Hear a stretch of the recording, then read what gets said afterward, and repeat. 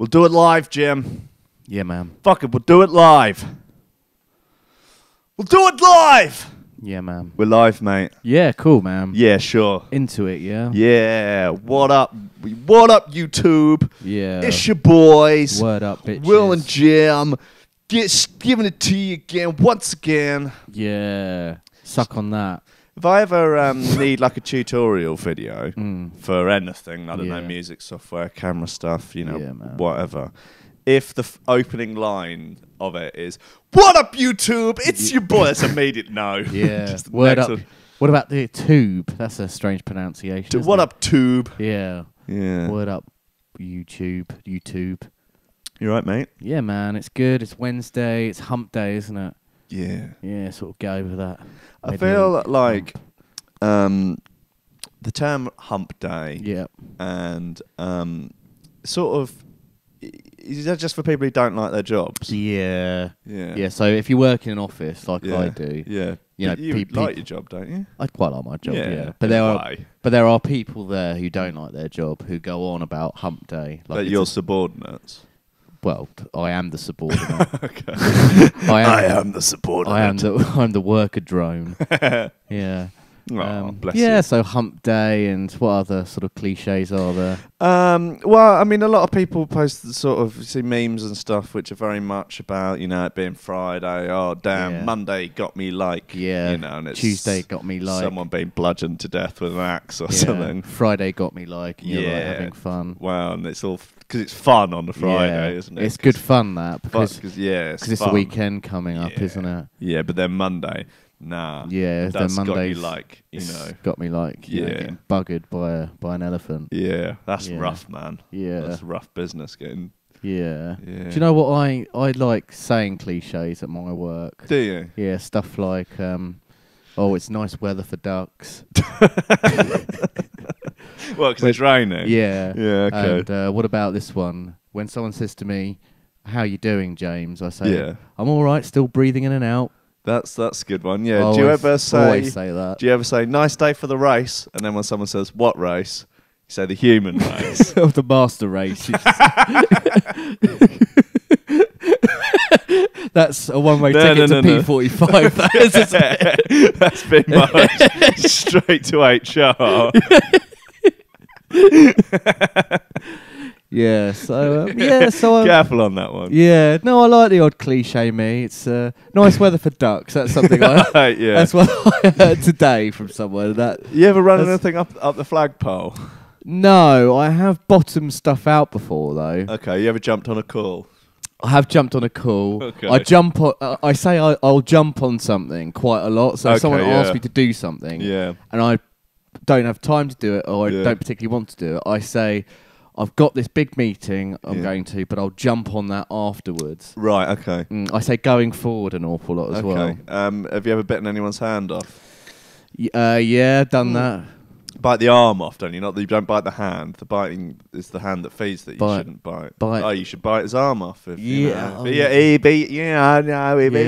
he says, if he says, bite his arm off. I'm sure it's bite your hand off, isn't it? Bite his hand off. Either would suffice, wouldn't it? It's all bollocks, isn't it? Yeah, it is all bollocks. Hump day. Blockchain. Suck a dick day. Wow. Well, that's better, isn't it? Yeah. That's something to look forward to. Yeah. What about... there's a blowjob day, isn't there? Steak and blowjob day, yeah. It's a sort of a kind of what is it? A subversion of Valentine's Day. Yeah, quite a hefty subversion, really, isn't it? I mean, women can enjoy steak and being blowsed as well. Yeah, that's what you're insinuating. Well, I wasn't insinuating. Well, what you said. So what you're saying is, it's hardly a tray of milk tray and a kiss on the cheek, is it? It's meat and sticking a knob in your mouth. It's quite a detachment. I guess so, yeah. But some people enjoy the finer things in life, don't they? Yeah, I suppose I do like the taste of prime cut of sirloin steak and a well extended member. Yeah. Yeah, good British beef. Yeah. and steak. Sure.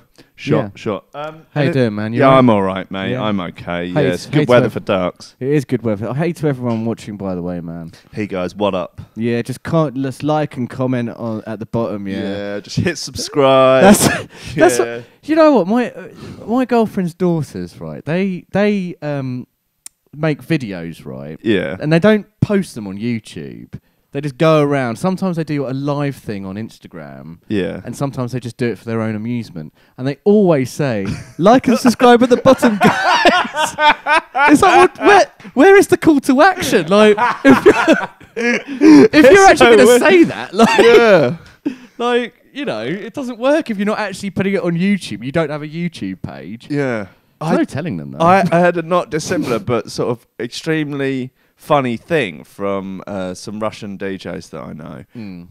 They're saying that, like, at the raves that they used to go to when they would grow up, the MCs didn't speak any English. Yeah. But would sort of learn all their MCing styles from listening to like tape packs and you know, all the sort of listening to recorded sets of, you know, Western drum and bass DJs. So like the MCs would be going like, about my pendulum, Andy C, just at like a normal like little rave in Russia and just like shouting, but they had no idea what they were saying. Yeah, they were like shouting and doing rhymes about DJs. That's like, but that weren't playing. That's weird. Really weird. Yeah. Have you ever come across Musically? No. It's what kids... It's a bit like Snapchat, but with music. Right. And you sort of play a piece of music, like a chart bit of music, and then you can film your own sort of music video. Yeah. And then you sort of mime along to the words, and then you sort of share it with all your friends and everything like that. I've got a few similar ones. Yeah. This is really sort of... Dub Smash was a bit like Dub Smash, yeah, very similar.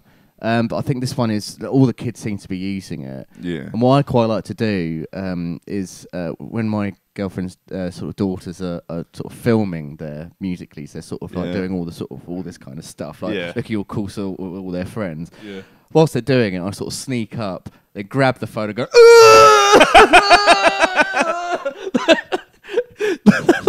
like that. It's really good banter. Like how? Just do it into the. Like that, you know, and all their friends love it. Do they? Or is this live or something? I think so. Yeah. Wow. Yeah. Powerful. So, it's very powerful. They love me. It's great. As far as stepdads go, you're all right. Oh, not too bad. You know. Yeah. I'm not too bad, man. Not too bad. Let's see what I've got in the old gubbins tray, in my in tray. Yeah, you know, and then we'll get it all signed off, stamped by a team leader. Yeah, signed off by a team leader and put in the out tray, and then we can, you know, just get on with it. Yeah. So, well, mainly this week the last week or so. In the news, this Jordan Peterson interview. Oh yeah, of course. Yeah. Oh yeah. I'd never come across this guy before I saw the Channel 4 interview. Really, that's the first time, because I've actually spoken to you about him before, but you obviously weren't listening. Probably glazed over, yeah. Yeah, just usually don't you? So this guy, because I watched this interview with, you know, I kind of got a bit obsessed with it actually. Yeah. And then I sort of started.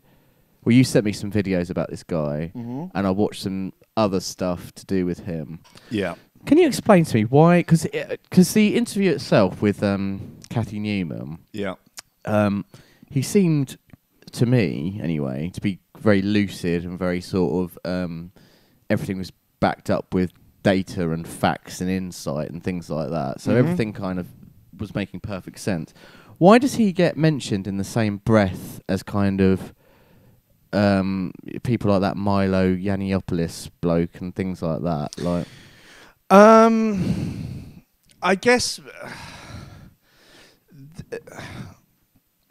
Well, he gets roped into the same category because I think a lot of the very sort of far left lot like to try and basically band together the people that they disagree with and. With a very sort of us and them mentality. And so even though they're completely different, I mean, they're on opposite ends of the political not opposite ends, but they're on different ends of the political spectrum, Milo and Jordan Peterson. Yeah. But they take, similarly, contrarian views against sort of feminist ideology and, Marxist ideology. They sort of overlap in that they discuss similar areas, but in incredibly different ways. Like Milo looks to provoke and, troll people, get a reaction out of people and be just a sort of conservative firebrand and just wind people up basically for attention and, presumably makes good money out of courting controversy. Whereas Peterson isn't interested in courting controversy. He's interested in putting forward his views that he has got from 30 years as a clinical psychologist and a professor of psychology, and he's come to the conclusions through years and years of research and studies, and he's published over 150 scientific papers. And the topics of conversation sort of overlap, but it's a fine way for critics and people that oppose what Peterson talks about to sort of trivialize him and sort of paint him in a bad light by putting him in the same category as people like Milo or some far right people. Like Peterson is not far right. Like he's described himself as a British classical liberal, which would be exactly right. It's about individualism and about empowering the individual to do the best that they can in the world and to not get bogged down in identity politics or intersectionality or any sort of that nonsense. Yeah. I think he's got a bit of banter about him. Oh yeah, he's got a bit of swagger, isn't he? Yeah, he's a bit rascal for me. He's I like him though. He's he ain't got a weird voice though. Yeah. He's Kermit the Frog. I know. Hello. Yeah, that's your Woody Allen impression. No, Woody Allen's a bit more like this. So he goes up and down. I take my wife. I love New York, but I also love my adopted daughter. Take my wife, please.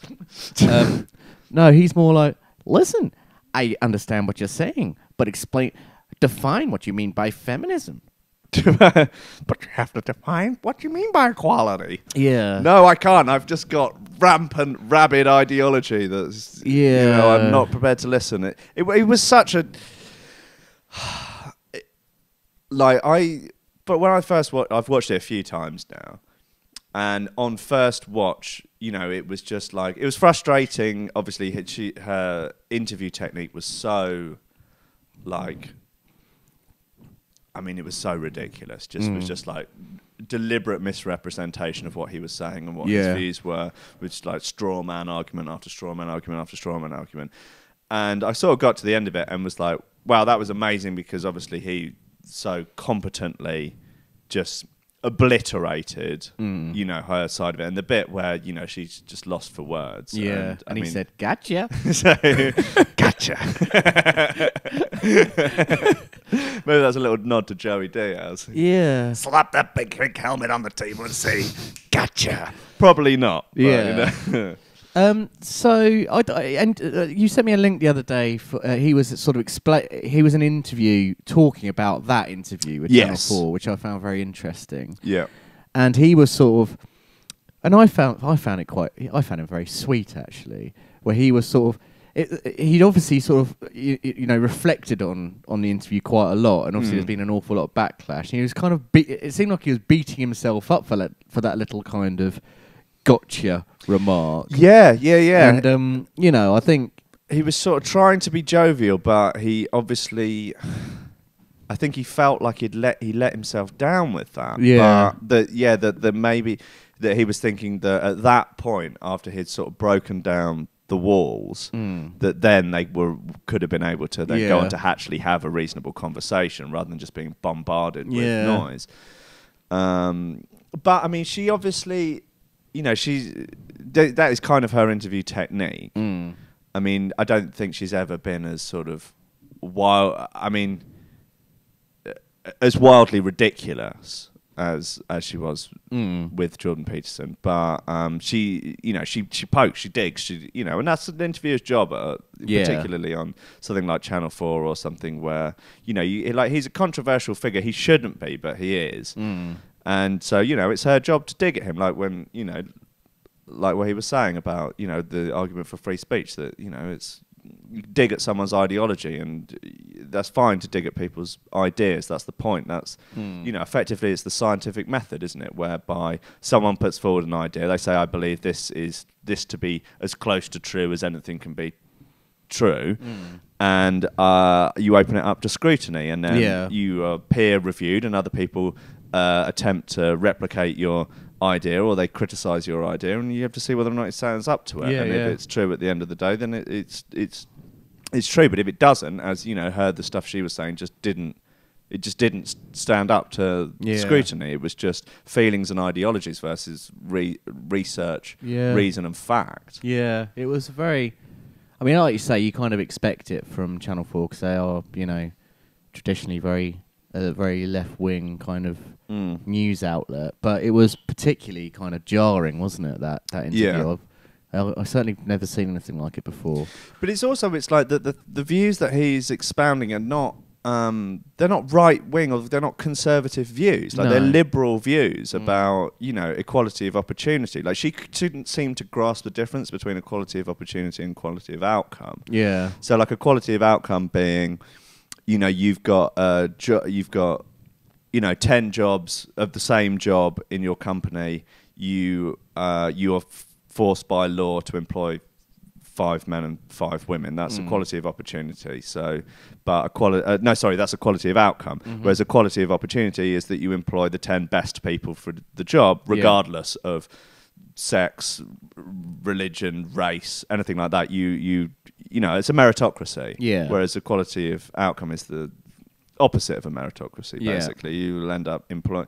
It's ridiculous. I mean, this, like he was saying, they've tried to legislate for this in Scandinavia, but all it's done is when men and women have had the choice to do whatever they want, it's meant that they actually go further away from each other in choosing jobs that are very different from each other. I sometimes debate people, normally in pubs, and I don't like it because I don't back up my I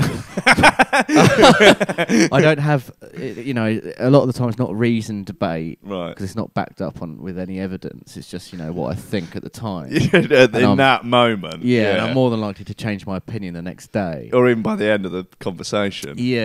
But not just something of that sort of opinion of theirs, but just a completely different one. Just it might not even be on the same subject, So I don't know. I was sort of watching that, and although I was agreeing with everything he was saying, I was kind of. I think if I was in Kathy Newman's position, he sort of like came back and sort of went. She when she sort of came up with one of her sort of remarks like, "Oh, that feminism, all this kind of stuff." So what you're saying is all women are stupid, or something like that. And then he came back with something like, "Define stupid." If it was me, I'd just go, "Oh, fuck off, cunt."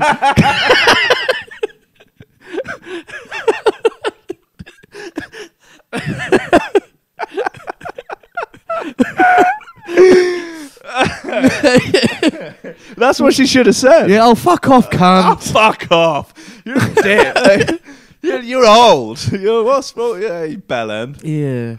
No, that's the sort of the more pub. That's the pub debate. Isn't it? I was wondering about Jordan Peterson. He's got a bit of banter about him. I like him, but do you reckon he ever sort of goes out and has a bit of fun? He likes to drink apparently. That's something that he said that he does like to. He does like to have a. Because I'd like to imagine because he's obviously a bit of an egghead. Yeah. Just have a day off, No, I definitely think he does. If you hear him on certain things or stuff, like he's got a very good sense of humour, and he's got a real. Obviously it's very sardonic, dry sense of humour. But I think, and particularly I think when he was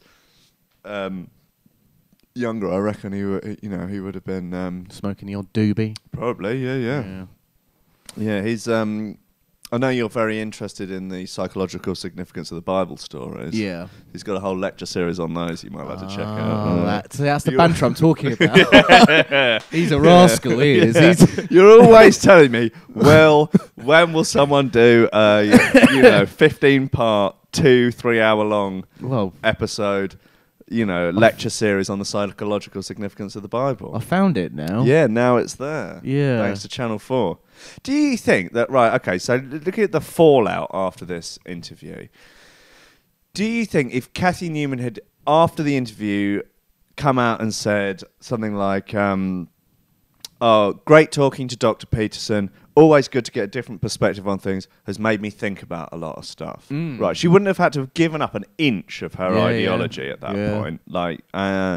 And I think it would have just completely... Oh, it would have just nubbed it all out, wouldn't it? Yeah, exactly. The criticism would people would have gone, oh, well, she had this sort of car crash interview, but okay, it's made her think. Cool, fine, move on. But because she sort of came out and she said, oh, good, you're doing battle with Jordan Peterson, whatever, and then it all started to kind of... it just went super viral. Is that what she said then, was it? She literally a couple of hours after it had launched, she was like, good to do battle with Jordan Peterson, thanks for talking to me, or something like that, just a sort of innocuous thing. And then it all, people just started, criticising her technique, criticising everything she was saying, and it all sort of spiraled from there. And then her next response was replying to a Douglas Murray article in The Spectator, that sort of jibed at her, saying that she should take out a super injunction against Channel 4 to have it blocked. And she was like, thanks for the criticism, Douglas Murray, but I won't be taking out a super injunction or anything like that. # Viva Feminism. Oh, right. And I was like, oh, such cringe. Yeah. And doing herself no favours whatsoever, which is basically what she's saying is, yeah, well, but feminism. Yeah. Right? Well, you could address literally any of the points, but no. And then, now we have this ridiculous backlash where, some idiots are giving her abuse, which is just totally and utterly counterproductive. Yeah. Like, if you are a fan of Peterson or you agree with what he's saying, the absolute worst thing you can do is then to just go, what dumb bitch, or say something moronic and retarded like that, or particularly to level any sort of threat. You shouldn't be threatening anyone on the internet. No. Unless you're a fighter and you've got a fight coming up with them. Well, yeah. Then it's fine. Or unless you really hate someone. Or unless you're actually prepared to carry out the action. Well, exactly. If you're genuinely, you're building up like a real campaign of hatred against someone. Oh, right, yeah. I'm not talking about someone in the public eye. Oh, okay. So we're just about anybody, any Joe Blogs. Yeah, I don't know. I'm not saying that I randomly kind of search for just randoms on the internet and just build up a campaign of hate. Well, I'm saying a dossier. Yeah, and I just, I just crack on until they sort of delete their profile. Oh, so if they block your initial account, I just set up another one. Nice. And I just keep going, keep digging away. I ruin people's lives, actually. So that's not really trolling as such. It's just abuse, isn't it? Yeah, just abuse. And that's harassment. Yeah, if you just call it that. Yeah, a completely random person. Yeah, just harassment, isn't it? Awful. It's just harassment. Banter, though, isn't it? But, yeah, it's banter, it's rascal. Well, I love it. I really do. What do you think about my combination of Sainsbury's dark rum and this Sprite Zero? I do like it. It's all right. Bit rascal. It's rascal. I'll give you that. I'm partial to a dark rum. Yeah. Quite a sweet spirit, isn't it? It is, yeah, and I like a spiced rum. I do like a spiced rum. I like a Kraken. I like a Sailor Jerry's. I like a Cloven Hoof. Morgan spiced? Yes. Nom, nom, nom, nom, nom. With a Coke is nice. You ever heard of the, I don't know why it got me thinking of this, but ever heard of Eddie Hearn? Eddie Hearn, yeah. Eddie Hearn is... He's like who's the Dana White. He's like the boxing version. He's like the boxing version. I was watching an interview with him the other day. He was talking about Anthony Joshua, and he got into like how he sort of started in his job, right? and he sort of went through his kind of career trajectory. And his first job was selling double glazing for a firm called Weatherseal. No way. Yeah, and he went on to he was like, I started when I was 15. And how old is he now? About 38. And but it was in London, but I think maybe Weatherseal had different. I don't know, but the way he was describing it, 3-hour shifts, homeless people working there, nutters, like honestly, it all just fit. So, but for anybody listening, me and Jim and a very large number of our friends all worked at Weatherseal selling double glazing telesales over the phone for at least a couple of years when we were like 16 to 18. Yeah. And it was a fucking zoo, that place. It was insane. There were managers walking around saying things like, any female members of staff interested in upping their paycheck can give me sexual favours. Yeah. And genuinely meaning it. Yeah. And one of the bosses used to keep a filing cabinet at the far end of the phone room where everyone would be in there. And his office was in a different part of the thing. And in the filing cabinet was a bottle of sort of Brut or some sort of pound shop cologne. Yeah. And he'd waltz in all the way to this cabinet, spray himself liberally with it, and then just sort of flounce. Well, not flounce, because it was in a very sort of macho, gross, like probably the actual definition of toxic masculinity. Yeah. Oh, God, yeah. Like, awful. Really bad. And do you remember the Christmas party? Yeah. That was... Yeah, well, I actually can't even repeat some of the stuff that... it's awful. I think something happened. I remember the manager, Steve, was choking out some bloke at one stage. The play fight at the Christmas party gone horribly wrong with a huge crowd of people just stood round watching this thing play out as a boy got his head banged into a filing cabinet. So weird. And one of the comments from one of the toxic masculinity guys was to a girl was, I've got a soft spot for you down the end of my garden. I mean, you just can't get away with that. It's so insane, isn't it? You just can't believe that it's like... So, it was just bizarre seeing this interview with Eddie Hearn, who's a very successful boxing promoter, talking about his time at Weatherseal, and it all seemed to fit into our experience. But, I haven't gone on to being a multi-millionaire boxing promoter. Why are you not a multi-millionaire boxing promoter, out of interest, seeing as you came up in the same room? Well, Eddie Hearn was very, very good at selling the windows. Yeah. He got loads of leads. And do you know how many leads I got when I I think I was there for about 18 months? Go on. 0. That's not true. You got leads, but I don't know if that actually only led to actual sales. Well, that's what I mean. Yeah, right, I got leads. Yeah, but no actual sales. But no actual sales. No. I mean, were there sales? Do you reckon? Who knows? Well, we certainly wouldn't have been let in on the sort of our share of the booty, so to speak. Yeah, crazy times though. They were weird. Do you remember there being a one of the sort of prizes for getting a lot of leads was to have a drive in Steve's car? Were you ever there for any of that? No. What car do you have? A Mondeo or something? No, it was a Vauxhall Astra or something like that. Oh my God. Vauxhall Vectra. Right. Yeah. And basically what a drive in Steve's car meant was to get in the car, drive round the corner and sit in the pub and watch him play the fruit machine for a bit. Right. That was a good prize to win. That's not a bad prize. That was a high yield prize. You get out of the office, don't you? Yeah, you get out of the office for the rest of the day. Yeah. And he would tell you, I'll show you how to win on this fruit machine. And you just watch him plunge about 30 or 40 quid into it and win absolutely nothing. Those were the days where there was no computers in offices and things like that, or...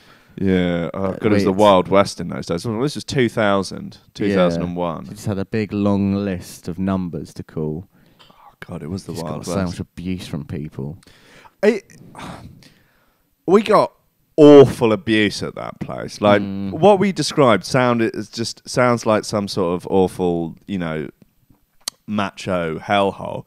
But man, did the guys put up with some absolute horrors as well. Yeah. Like, I remember being reprimanded, and the manager was screaming at me because there was some sort of regional manager was in, who was sort of egging him on, and it's like, 2 minutes ago, he was telling me, fuck that cunt off home. Fuck that cunt off home. Yeah? And am I going to fuck you off home, you cunt? And I'm like, can you even imagine that happening in a workplace? Like, like in this day and age? Like, I mean, obviously there was no HR department. No, but you could still... I mean, maybe in the army.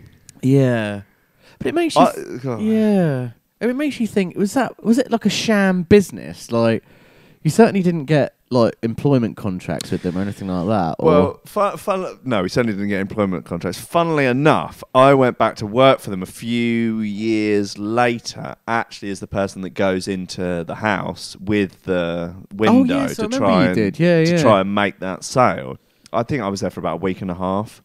Like, genuinely, it was so bad. It was just, you're basically just going to old people's houses in Bexhill and trying to fleece them, basically. Yeah. And I was like, this is just not happening. So I basically spent a week and a half going to old people's houses and having a chat with them, having a cup of tea and just like finding out about their lives, talking about it. And literally some of them I was like, honestly, you don't need this. Like, they've bullied you into having this meeting. What, did you actually say that to people? Yeah. Really? At the end of it, I was like, I'm gone. I'm not doing this. This is just so immoral. Yeah. And they were like, no, you get the old ones and he just wants to get it. They got these pensions out. I was like, Jesus Christ, so bad.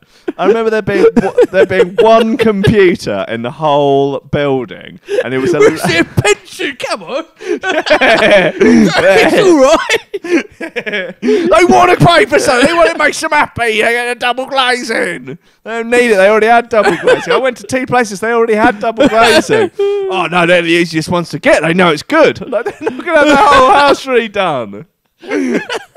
Yeah, there was one computer in the whole building, and it was only used for Steve to play poker on. Oh God! Was he still there then when you went back? Yeah. Really? Oh my God! Oh, it was horrendous. Yeah. I remember he had green fingers from all the moody gold that he used to wear. Jeez. I wonder where he is now. Dead. I don't want to wish death on someone, but he wasn't very healthy. He wasn't, but no one there was very healthy. No. Jim was sleeping under his desk for a while. Yeah. Yes. In and out of prison. Yeah. When I relay some of the stories to people, I don't think they believe me. No. There were a lot of tattooed knuckles there, and this was before tattooed hands were cool. Yeah. There was a couple of homeless people working there. Well, one of them threatened to throw Jimmy out the window. Did, yeah. They always came with their cans of nourishment, didn't they? Yeah. Yeah. I mean, they obviously can't object to the, giving homeless people jobs, but these guys were thugs. They would threaten at least a couple of people every shift. Yeah. I was working in another call centre, and guy had a heroin overdose on the toilet mid-shift. Bloody hell. Yeah. What one was that then? Well, I probably shouldn't say. I don't know. Yeah. But that was a weird day. God. Oh well. He was literally the best guy there as well. Really? He would come in for like 2 or 3 days and just smash it. Get a load of get paid in cash. Yeah. Go for his smacky work. And then he'd be gone for 2 weeks, and then he'd come back and do the same thing. And then obviously one day, decided to. Did he die? Yeah. He died? Yeah. Oh shit. Yeah. Oh, I didn't realise. Oh fuck. It was weird. Yeah, I bet it was. Yeah. Oh crikey. Crikey, anyway. blimey O'Reilly. Yeah. Right, Gubbins, so that's going to have stopped. Hold on. Oh. So, what have I got here? I've got a bit of Gubbins here. Go on, Giz. I got another email from Boris Johnson. Oh, yeah. Yeah. He says, "Hi boys, Bojo here from the politics and Brexit and shit." And he says, "Well done on the relaunch of your show 2 weeks ago." And he says, "Relaunch." All right, so use that in air quotes, does he? Relaunch. Oh, he can fuck off. He says, "Well done on the relaunch of your show 2 weeks ago. Pathetic." He says, "I just wanted to write in and apologise about the letter I wrote in 2 weeks ago. Okay, all right. It was wrong of me to even mention the word boner in the same sentence as jiu-jitsu. It It was wrong, unjust, and crude, and frankly, I feel ashamed. Wow. Jiu-jitsu is not gay in the slightest. With that in mind, could you explain what giving your opponent an oil check means? I heard the phrase mentioned on Jiu-Jitsu TV the other day, and it inexplicably gave me a boner. I hate your show. Much love, Bojo. Bojo, you absolute psycho. It's good that he's taken a bit of time out from trying to get that woman out of prison in Iran. Yeah. But and he's had enough time to write into the show. Yeah. Yeah, so the oil check, right. The oil check is an illegal move that will get you disqualified in competition. Yeah. That involves inserting your finger into your opponent's anus. Right. Over the trousers. Yeah. And it's popular in wrestling as well, like, freestyle wrestling, not American, WWE. not pro wrestling. Maybe. He's going for it! He's going for the oil check! Oh, he's tapped! Yeah, so you're not supposed to, obviously, insert your finger into your opponent's anus. And so have you seen it happen before? There are videos online, yeah. Really? On YouTube and I mean, that's a desperate move, isn't it? Yeah, I mean, if you go and have a look for like wrestling oil check on YouTube, there's some good. But I mean, no one's going to tap to it. Yeah, it's just a horrible thing to do to someone. There's all sorts of legal stuff you can do. Like you could drive your chin into someone's temple, or grind your fist into their face or elbow into their face, that sort of thing. Yeah, I mean, so you would do it in a competition. You make yourself very unpopular if you do it at the gym, right?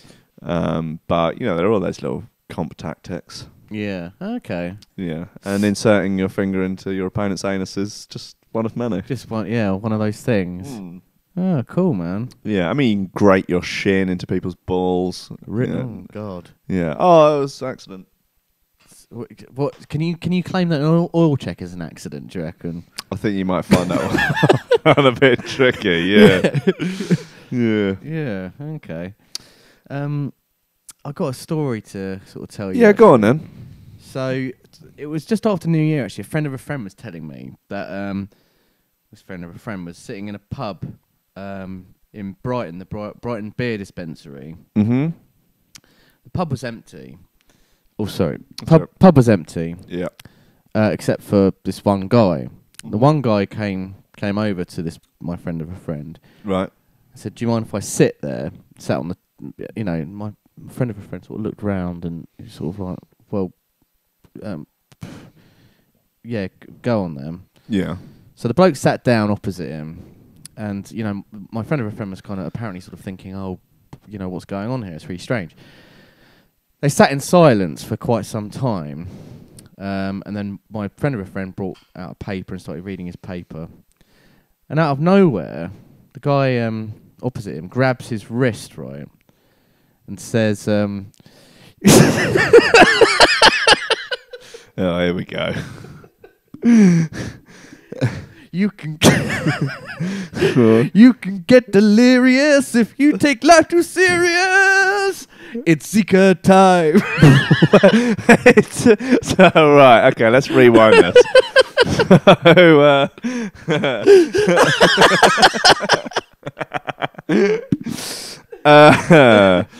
Okay, so let's scroll back a couple of bits. So if your friend of a friend is in a pub. The Bozer. Yeah, he's in the Brighton Beer Dispensary, yeah. Right, okay. And a man fitting what sort of description? Just quite dishevelled. Dishevelled? He was in a sort of fairly kind Doesn't look sort of Latino in any way, or... well...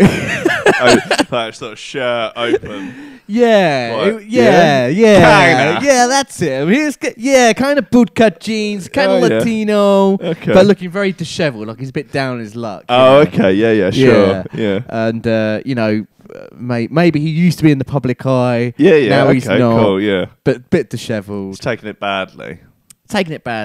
So he sat down, grabbed his wrist out of nowhere and just said, you can get delirious if you take life too serious. It's Zika time. So So my friend of a friend was like a bit perturbed, and but he paid no mind to it. Went up to the bar. So sorry, Zika, as in the virus. Yeah, right. It's Zika time.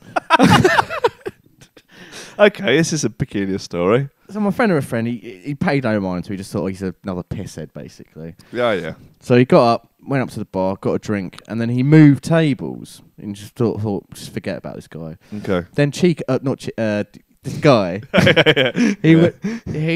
he moved tables again. He joined him again, and my friend was like, "Look, do you mind, mate? I'm trying to sort of read the paper. This isn't on. You can go and sit in any other tables around here." Again, out of nowhere, he grabbed his wrist and went, "If you can, you can get delirious if you take life too serious. It's Zika time." And then by this point, my friend of a friend was just like, "Do you know what? Fuck off, mate. You've ruined my pub going experience. I'm off." I'm not surprised. So he leaves the pub. Yeah. 5 minutes later, yeah, my friend of a friend starts getting a really bad stomach cramp, and he's like, "Oh my god, I need to go to the, I need to do something. It feels like I'm about to explode." And he starts getting this terrible pain in his your cock. Oh yeah. So bit thing between your legs. Yeah. So his penis starts getting this incredibly, incredible pain, and he's just like, I've got to do something about it. So he pops into McDonald's and goes up to the toilet. And he goes to the toilet. He pulls out his wanger, and his wanger is basically pulsating. His wang. His wanger. His wang. Yeah. Is pulsating, and it looks, and he's like, "Oh my god, what's going on?" Right. And it's just, and his sort of, bell end. Yeah. His sort of bell end. Yeah. It's just expanding like that, right? And he's like, "What the hell?" And something's coming out of his bell end, and he's like, "Ah, like that. And then suddenly, out of nowhere, this kind of thing plops into the toilet bowl. Oh, the toilet. Yeah. You know the sure. toilet, right? Yeah. And he's like, "What the hell's that?" And it turns out it's a tiny Zika baby.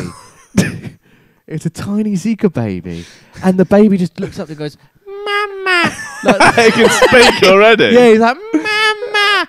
Like that. But it's a tiny baby with an even smaller head. And so now this friend of a friend, as soon as his Zika baby was born, if you have children, women and men, they talk about this overall complete bond they have with the child. Oh yeah. The bond you have with a kid. Yeah. The bond. Yeah. Yeah. He felt it. He felt it with his little Zika baby. So now he's you might see him around towns actually. Like he goes around with a little tiny papoose, and he's got the little Zika baby in his little papoose. It came out of his belly. yeah, it comes out his belly, and so he's just down there. So it's some sort of curse. But apparently this the guy, the shriveled guy, he's going from pub to pub doing it. Really? Yeah. Oh God. So depending what people should be on the. Well, I'm saying this is a public service announcement because unless you want to have one of these little babies come out of your bell end. Yeah. I don't know. Well, what's the state of his bell after that? Well, it's floppy at best. Really? Oh no! It's very flappy. It's like the inside of a handbag. It's You know what people are not talking about? What's that? We need to change this.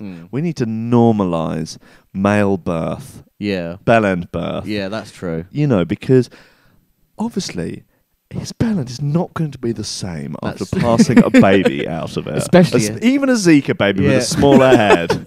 It is not going to be the same after that. I don't want him to be victimised and to feel less of a man for having a floppy bell end. Well, exactly. After giving birth. But the thing is, my friend my friend who's friends with him says it's changed his life for the better. Really? So I don't. That's nice, isn't it? So maybe it's not a curse. Maybe it's a blessing. I don't know. But I'll tell you what is annoying me at the moment, right? Tell me. About Zika babies, right? Yeah. Right. Yeah. I can't believe, right, that women. And I can believe this part. women, and I read this, so it's true, are becoming increasingly worried about having babies grow up to become teenagers with very large heads. So they're deliberately, right? No, seriously, they're deliberately going to these countries, right? And I've read it, so it must be true. Oh, it must be true, yeah. They're deliberately having babies with the Zika virus and having Zikas. Right. I mean, you need to appreciate you're about a year or maybe even 2 years late on this whole Zika phenomenon. It's not funny. I've only heard about it recently. That is weird that you've only heard about it recently. Yeah, So is it completely out of fashion now? Guess so, yeah. Well, I think it sort of got a lot hyped up before the Olympics in Brazil. Yeah. I don't know, man. I didn't follow it that closely, I'm going to be honest with you. I probably gave it the same attention I gave to bird flu and SARS. Okay. But does it worry you? Would you have one out of vanity? If I got to choose? Yeah. Well, as a fashion accessory. Yeah, I don't think people should be having Zika babies as a fashion accessory. No, I think that's immoral. Yeah. But it is annoying. It would be annoying to have a child with an extra large head, wouldn't it? Yeah, I mean, this is... I am interested in whether or not medical science is going to start looking to tackle that. Because I was in London the other day. I was in Forest Hill, and fuck me backwards. The schoolboys there have got enormous heads. Yeah. I mentioned it to my girlfriend. We were on the bus, and I was like, Jesus, look at that. And they all look like Scream. Yeah. Like, always. They've got these enormous heads, and then these hairdos that just don't do them any favours at all. But like, it was obviously like end of school time, and there were some teenagers that were probably like, I don't know, 13, 14-year-old kids. And the boys, oh, God, these heads were enormous. Yeah. But then some normal younger schoolboys, like under 10, gone. Their heads were perfectly in proportion. It really irritates. I'll tell you what annoys it, tall heads. Tall heads? Yeah, sort of more... yeah, they're sort of really elongated. Like cone heads? Yeah, they really irritate me. Oh, yeah, they just really... where do they get off with having these massive, disproportionate heads? Just grow into your head, you fucking loser. Just grow into it. Look, eat your crusts, eat your greens, drink a lot of milk. You've got to start trying to grow into this motherfucker. I know, because it's just ruining my day. There was a thing a while ago with mums deliberately smoking through pregnancy in order to have a smaller baby that would be easier to birth. Wow, okay. It could be an urban myth. If Christian was here, he could Google that. That's true. Fucking well not, is it? Are we getting him back? I said we'd have him back on the show, I think more as a guest rather than as a sort of, as an intern. Yeah, he started getting a bit... Yeah, he did. He started to have his own opinions, didn't he? Didn't like that. Saying stuff unprovoked. Yeah, it's pathetic, actually. Yeah. He's doing pretty well. Kissy Sellouts picked up one of his records. He's playing it a lot. Yeah. Kissy, friend of the show. Yeah, hello, Kissy. I'm sure. I think Kissy still listens. He does, yeah. So, I mean, that's one good thing that's happened off the back of Rankin Radio. Leo got his own show on Trickstar. Of course, yeah. How did that happen then? Did he name drop or something? Or? Well, yeah, and obviously, being a brave boy of Rankin Radio, that comes with its, it's like a, the business card scene in American Psycho. Basically, when you put your business card down on the table and it says "brave boy" on it, that opens doors. It's like you're a Mason, isn't it? It's like having an EasyJet Plus card. Yeah. Can you imagine? Oh, that's great. The world inhabited by owners of an EasyJet Plus card. Yeah. They extend you a special welcome when you're on the flight. And we'd just like to extend a special welcome to our EasyJet Plus card. Imagine, that welcome. You could eat up those welcome nuggets, couldn't you? That is... Oh, welcome nuggets. These days, you don't even get on first, do you? Or do you? Because you get automatic speedy boarding when you're an EasyJet Plus card holder. You fucking pro. But why do I want to get on the plane before everyone? Well, I mean, it matters less now that they have allocated seating. Wait, that's my point. But you get an additional piece of hand luggage. 2 pieces of hand luggage. Motherfucker. Come on. Why would I ever need 2 pieces of hand luggage? You got a rucksack and a rolly bag. Nothing needs to be checked. Yeah, you're starting to think about it now, aren't you? Think about it, though. You're an EasyJet Plus card holder. The doors that would open. The parties. The women. How much do they cost, then? 200-something quid a year or something. I don't know. I thought about it when I was doing a lot of back and forth from Berlin. I genuinely thought about it. I think it makes sense if you're, Yeah. But with the allocated seating, I don't know, man. Crabman's just posted mad spam-looking links in the comments on this. I don't trust it as far as I can throw it. You can't throw a Facebook comment. I think Leo's got our old slot, Wouldn't surprise me. Monday, 10 o'clock. Yeah? He's a good boy. I like him. I think he's Do you love him? I do love it. Do you? You're in love with him. Tall. He's When he used to come to what's the size of his head like? In proportion, actually. Is it? But he's a brave boy. Yeah, he is. He's a tall boy. Very tall. He's a bit like your brother. Yeah, he's tall. He's got a big head, George. Yeah. When he's got a full beard and a big head of hair, he's monstrous. It's sort of in proportion because he's a big boy. Yeah. But there's a lot of it, and a lot of chin. Yeah. A lot of lower head. Yeah. Yeah, it sort of trails off as it gets to the top. With the bottom off it, it's bottom loaded. Yeah. Yeah. That's cool, man. That's nice. In a way. Bottom head. Yeah. We got quite a lot of messages last week. Questions for you, for us, from listeners, from brave boys. No brave girls, although they do exist. Do they? Yeah, no, there's some of them. Really? Probably. I guess so. Shout out to all my femilem. Big one? Femilem. Femilem, women. Right. Is that what they'd like to be identified as now? I don't know, I just made it up. That's cool, isn't it? Femilem. Yeah, why not? Because it's like familam, I guess. Yeah, but it's like feminism, isn't it? I think I'm giving you...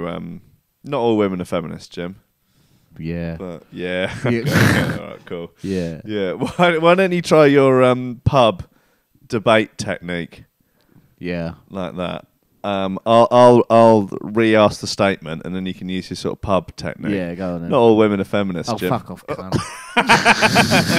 It's a pretty hard, retort to come back to, though, isn't it? What's that? What fuck off, cunt? Yeah, Kathy Newman had said that to Peterson. I can't believe you just said that. Okay, well, you've got me, I guess. Oh, fuck off, cunt. Fuck off back to Canada.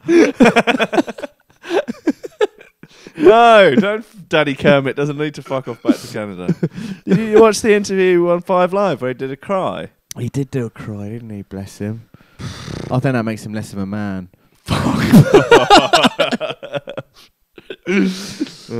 You male feminists, you're all the same. Phil Cairns has been on. He's a good boy. He's very brave. He says, "Hi chaps, just wondered as part of the brave boys of Rankin Radio, aside from the overwhelming benefits of pride and honour, is there anything else I can expect as part of the package, like a free pan or all expenses trip to Southport Pontins? Many thanks." No, it's more of a sort of it's a state of being. Really, it's a state of mind, isn't it? Yeah. Yeah. Is it an ideology? Yeah, in a sense. Well, what do we stand for? Just being brave boys. Brave and just like backing up your bros. Yeah. Well, just straightening your damn act out. Yeah. Tidy up your room. Get your words right. Straighten your damn self out. Sounds a bit like Bubbles from... He does. Well, they are both Canadian, aren't they? That's true, yeah. I almost feel like there was something with... They had him on or something, like... Maybe. I might be losing my mind. What on? Peterson did something with the trailer pub or something. Really? Yeah, maybe. Maybe I just dreamt that. But how wonderful would that be? Yeah, that does sound like a dream. Keep the goddamn postmodernists out of your garden shed. As the Brave Boys as an ideology. Yeah, so it's not about materials business. It's not about if you're after a pen, you're not a brave boy in my opinion. No. You just got to Keep the faith, brother. Okay, well, fair enough. Yeah, that sounds suitably wishy-washy. Yeah, fine. I'll take it. Give me 2. Leo Spinoni says, hello, gentlemen, or whatever it is you identify as today. That's nice. Mm-hmm. I'm keen to know if you've been on board Cy Twiddy's new boat. Is it as spectacular as he says it is? Also, I would like to know what James would do with 3 million tax-free cash. Yeah, cool. No, I haven't been on the boat. I've heard that he's bought a boat. Yeah, that's true. That's true rumour. Where's it moored? Shoreham. Have you been on it? No. What sort of boat is it? He's joined a yacht club, though, I'll tell you that. Is it? It's a yacht. He messages me from the yacht club. Really? Yeah, calling me a cunt. Imagine that. So is it? Yeah, it's like a proper boat. Like it's it's going to be a houseboat. Yeah. With an engine. Yeah, they're getting the engine stripped out of it. Right. And I suppose he's going to sort of paint it first before he gets it.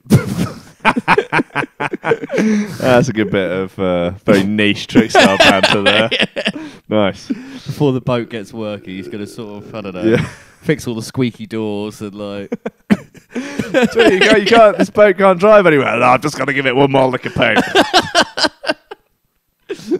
And what would I do with 3 million quid? Yeah, tax-free. That's a good question. I mean, I wish I could think of something funny. Oh, yeah. I wish you could think of something funny as well. I'm just going to give you an honest answer. Yeah, that's fine. I'd buy a big fuck-off house. Yeah? Yeah. Just what, a £3 million house? No, I'd probably buy a Cut it in half? I'd probably buy a pile. Yeah. In the country. Country pile, yeah. Country pile nice. for a couple of mil, 2.5. 2 mil? 2.5, wow. Yeah, okay. Then I'll put 500 grand away for a rainy day. Okay, now you don't own a car currently. No. So you're going to be living in this £2.5 million house. Yeah. With no car. I'll cycle everywhere. Oh, you keep the mum wagon. Yeah, oh yeah. Then what was it? Peugeot, what? 307. Yeah. Just go around in that. Just drive around out of that your £2.5 million house. Yeah, absolutely. Past the tennis courts and the swimming pool and knackered old. Well, no, honestly, all the aristocracy, they always drive knackered cars, don't they? Yeah, it's true, but there's all sort of like knackered Range Rovers and knackered Defenders. I mean, I think you could at least spare yourself enough money for a really Larry Range Rover. Oh yeah, Range, yeah. That's the dream, isn't it? Yeah, like a big black monstrosity of a Range Rover. Yeah, just yeah, and just driving to Henfield High Street and just knock over pedestrians. Screaming at people out the window. Yeah. Drunk on expensive wine and with a belly full of pheasant. Absolutely. Yeah, it's tearing up the high in both feet. just drunkenly singing out the window. Then do the 8th I am. Then do the 8th I am. Just big balloon feet. Just varicose veins everywhere. Full of gout. Gout. Jim managed to give himself gout in 3 months. Is that all the chockies money can buy? Yeah. So I would get fat as well, I think. Oh yeah, you would. You'd love it because that'd be really nice. 3 million quid. I mean, it's a life-changing amount of money for sure. It's probably not enough to retire on, is it? I think if you used it wisely, you could. Yeah. Do you reckon? Yeah. I think. Buy Bitcoin. Well, yeah, could do. I think if you found the right investments I think you might have to live a slightly more boring life if you wanted that to last you the rest of your life. Yeah. You'd maybe need to put 2 million into something that gave you, I don't know, 5% a year, which is a lot of money. Yeah, What's that on 2 million? So that's 200,000, 100,000. Yeah, 100,000 a year. I mean, that's a very comfortable living. That's great. And I don't think that would be too difficult to. And then buy yourself a nice cheeky £1 million house. That'd be alright, wouldn't it? Well, do you still do the show, or do you think you just tell me to fuck off? I'd still do it, probably. Would you? I mean, yeah, because it's not like we've been getting paid for it. Well, exactly. I mean, it's just because I got 3 million quid wouldn't change. Yeah, I mean, that is a good question. because it's not. I always find questions like that a lot more interesting to answer rather than that.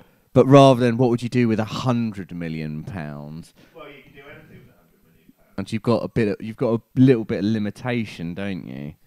Yeah, because once you get to the 100 million mark, it's a little bit like, okay, so what are you going to do? All right, well, I'll buy one of those super yachts. Yeah. So, well, that's cost you sort of 3 million or something. And then I'll just get it done out. I'll get it, fitted out by Versace or something, or whatever is the most expensive. I think you would really struggle to spend that kind of wedge. Yeah. So have you been? You don't follow football, but Alexis Sanchez. Have you heard this? Alexis Sale. Alexis Sale. Yeah. Are they related? Alexis Sale. Okay. Yeah. Alexis Sale. Yeah. So Alexis Sale, he played for Arsenal, right? And now he's gone to Manchester United, and he's getting paid £500,000 per week. Okay. So he's getting 25 mil a year. Yeah, it's a lot of money, isn't it? So apparently, my mum told me this the other day that they discuss footballers' wages in terms of weeks because football is a working class man's sport, and working class men get paid weekly.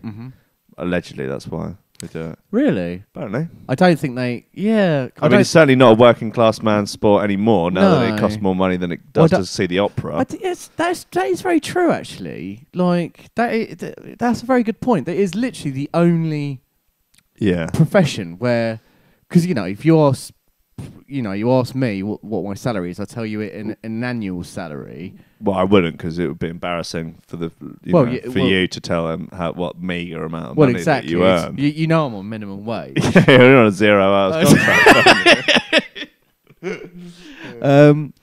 But yeah, that is an interesting thing. I wonder if they do get paid monthly. Then they must do.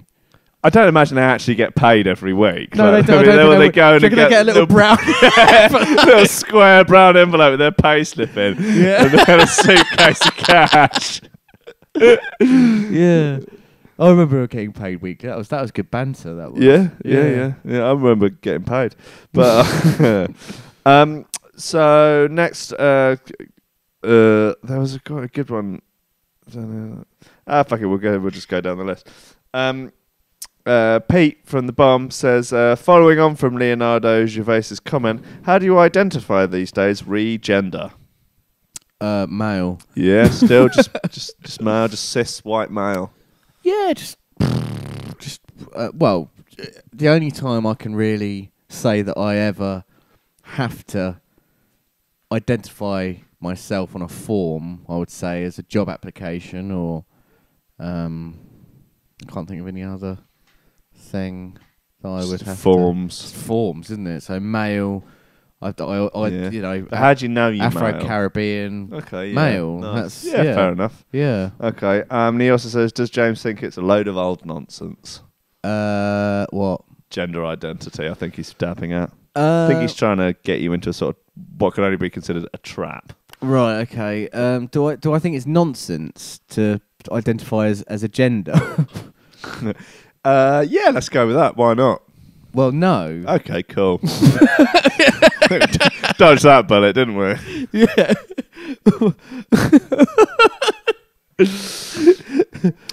Was that Pete, was it? Yeah. Hey, Pete, how you doing, buddy? Yeah. Hi, I'm Pete from the Bomb. Yeah, good. The service. Yeah. Decent. Hello. Yeah, nice. Very good. Chris Token Saldanha says, good evening, Will, and to a lesser extent, Jim. Okay. Further to Leonardo's above question, all right. I would like to know what Jim would do with just £3 tax-free cash. Though I say just, I imagine for a man with his living arrangements, it would be quite the windfall. Would he buy a 4-pack of own brand lager, a couple of chockies, or just stick it in the bedsitt's prepaid electric meter? Also, on last week's show, I was getting weird, echoey... Oh, yeah, that's bollocks. Don't worry about that. Well, it's not bollocks. It did happen, but anyway. I'm tempted not to answer it. No, I do think...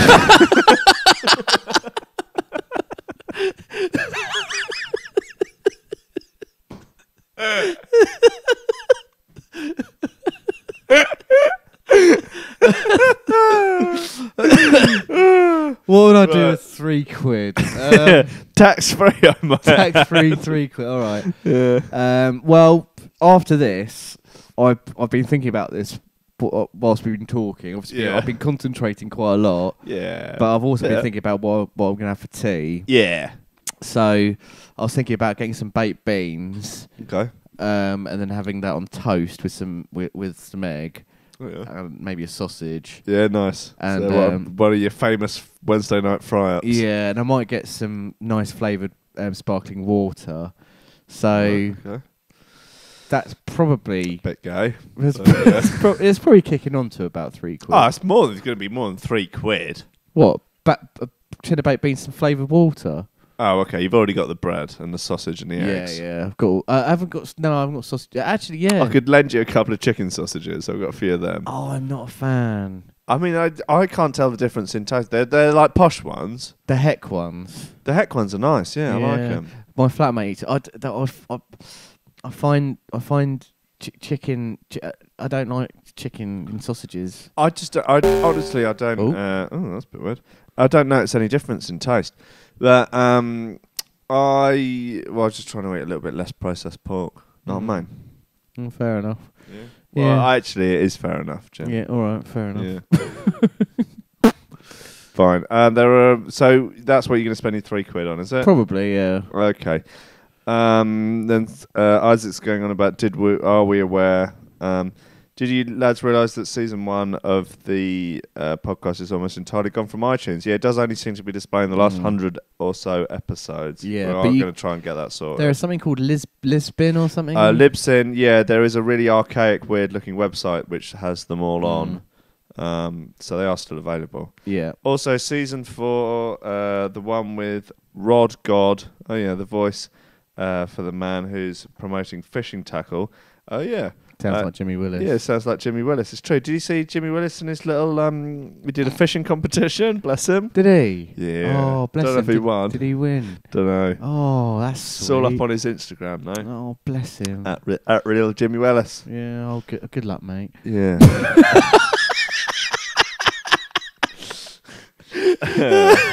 So patronising. So bad. Robert Hamry asks, how are you both? No one seems to ask you this anymore. That's nice, isn't it? And he says also, what's the biggest poo you've ever done? That's the biggest poo I've ever done. I don't know, man. I'm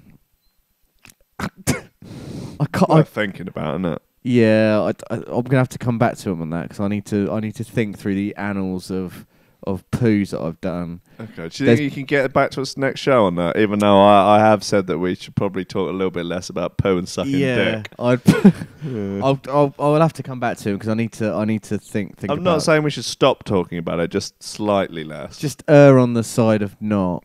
No, maybe not even that. But I mean, I feel like there are sort of flagrant uses of... I mean, there's podcasts that have literally started with just you in a breathy voice.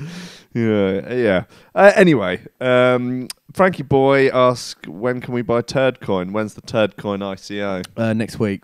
Cool. Yeah. What exchanges is that going to be be on? About the usual. About 4. 4, yeah. Bitstamp, KuCoin, all the usuals. Yeah, sort of blockchain. Blockchain, yeah. And then just sort of keep it real. Yeah. Yeah, man. That's decent, isn't it? Yeah. How much of your day at work, where you work for to earn the money so you can live your life, how much as a percentage of that day do you spend keeping it real?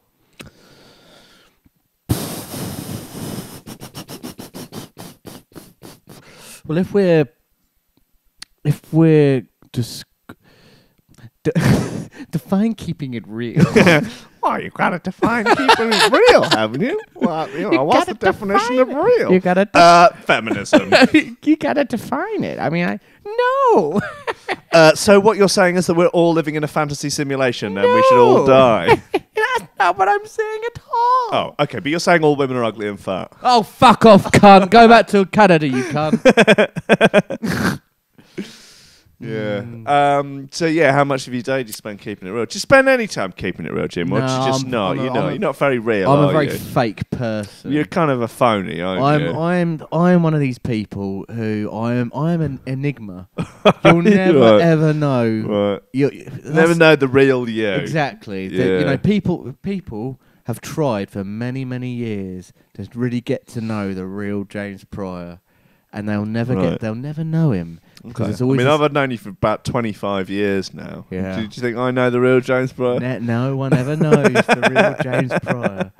There's a real air of mystery around me. I don't know there's an air of mystery around you. Maybe in your wacky mind, but most people reckon they've got you pretty much figured out. Do you reckon? Yeah, you like chockies and sitting around in your house coat, watching your boxing interviews, drinking tins and, eating sausages. That's pretty much it, yeah. Yeah, you're a simple guy of simple pleasures, and I think that's fine. I love my life. All this stuff about men having to, man up and straighten themselves out and contribute to society. It's all bollocks, isn't it, Jim? It just goes over my head, mate. Just do what you want to do. Chockies and, eat your chockies. Watch The Sopranos on Netflix. Eat your chockies, watch Sopranos. Yeah. Eat your tin of beans. Yeah. Eat your tea. Crack on a bed. Have a sleep. Crack on a bed. Crack onto bed. Crack onto bed, right. Have a sleep. Up the little wooden hill. Get up, make your sandwiches, go to work, eat your sandwiches, crack on. Go to Sainsbury's, try not to get into an argument with the checkout woman because you're buying chockies again. Yeah, just try not to argue with anyone. Try not to lose your shit. Yeah, try not to lose your shit throughout the day. And then, jobs are good, mate. Fair enough, mate. It's not a bad life, is it? I can't help being a rascal. No. It's true. The rascal life chose you. That's true, yeah. Yeah, lovely stuff, mate. Right, I think we're... Bye, everyone. Done. Love you all. Have fun. Yeah. If you've managed to get this far on the YouTube video, please do subscribe to the channel. Just set nice, isn't it? Set the link at the bottom. like and subscribe, yeah. Woo! Okay. Bye. Bye, guys. Bye, please. Bye.